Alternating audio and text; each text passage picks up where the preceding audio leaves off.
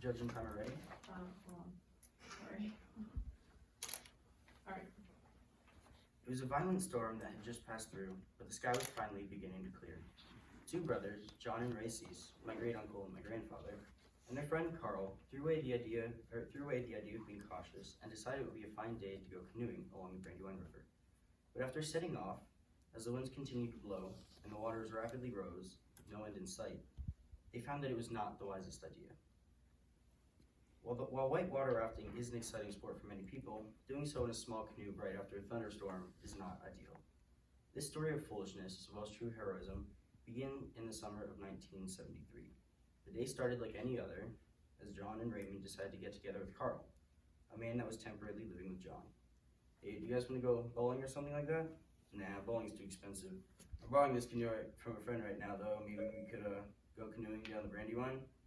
Oh yeah, that sounds like a good idea. The three of them grabbed a canoe that was loaned from a friend and piled it into Carl's 1960 Chevy 2 as they headed off on their adventure. When they arrived at the bank of the Brandywine, the rain was a mist and didn't impede their decision to carry out this plan. After they laid the canoe into the river and began paddling along, everything was initially going well. It was just three guys dipping their paddles into the water and propelling the small boat forward. They were having fun maneuvering south down the river. Ray was sitting in the front of the boat, with Carl in the middle and John in the back. As they continued down the river, they noticed the water level began to rise. The current in the river flowed quicker and quicker, but the three men didn't think much of it. As they continued to travel, however, the water began to emulate that of whitewater rafting, only they did not have a raft, nor did they have a life vest. Their canoe was being tossed around as they approached a bridge just ahead. From what they could tell, there was about a 6-inch gap from the top of the water to the bottom of the bridge.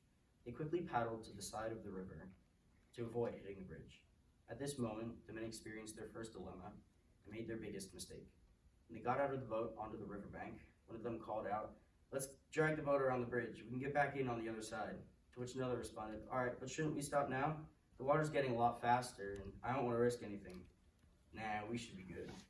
Instead of making their way back to the car, they dragged the canoe around the bridge and pushed it back into the river.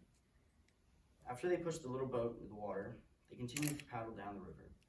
The water continued to get rougher and rougher, and then something horrific happened. As Ray stuck his paddle into the water, the end of the paddle got caught in a branch and was ripped out of his hands. With only one paddle, they were unable to control the canoe, and the water pushed the canoe into a treetop. The entire canoe turned sideways and came to an abrupt stop, throwing Ray out of the boat into the water. As he was frantically struggling underwater, trying to swim up to the surface, John and Carl sat in the canoe that was stuck in the tree. Ray was nowhere in sight. The other two started panicking, until about 10 or so feet down the river, Ray popped back up, barely grasped the branch. They were all safe, for now. A man was driving alongside the riverbank in his truck when he noticed the three men holding onto the tree branches with no way of getting out. "I'll call the fire department," he yelled. He stayed for a moment, but immediately drove off. John and Carl were sitting comfortably in the canoe, but Ray was hanging on another branch a bit down the river. Ray was noticeably getting fatigued, however, from holding on, so John thought of an idea. "I'm coming to get you," John hollered to Ray.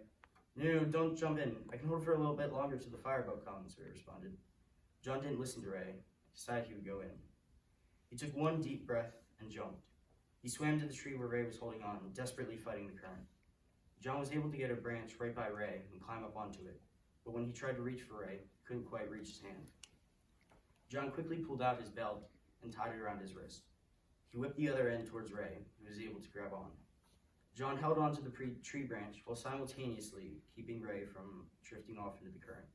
The water continued to rise, however. At first, the water level was about 1 foot under the tree branch where they were sitting, but by the time the fire department arrived, the entire tree limb was underwater.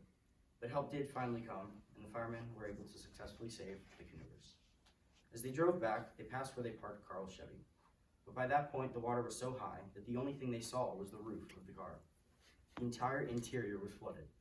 The next day, John decided to walk down to where the canoe got stuck.